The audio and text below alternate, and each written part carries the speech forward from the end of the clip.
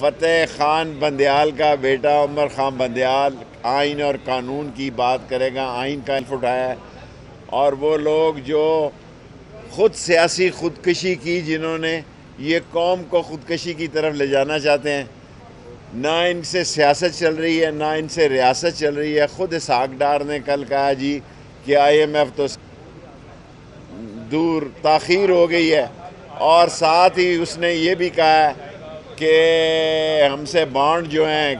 کون سا بانڈ ہے جی یہ سکوک بانڈ ہمارے سے نہیں بک رہے۔ عام آدمی کے لیے مسائل ہیں، ساری قوم چیف جسٹس کے ساتھ کھڑی ہے، چیف جسٹس کے فیصلے کے ساتھ ساری قوم کھڑی ہے، اور امید ہے کہ چیف جسٹس انصاف پہ مبنی آئینی اور قانونی فیصلہ دے گا۔ ججز کا ایک اپنا مسئلہ ہے، میں آپ کو قوم کی ترجمانی کر رہا ہوں۔ ججز میں اختلاف رہے ہیں،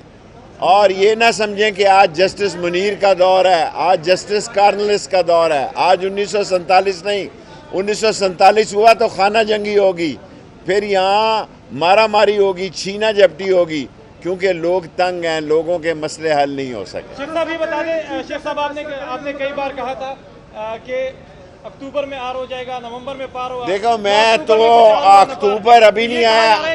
دیکھو یہ اکتوبر کو بھی جلد سے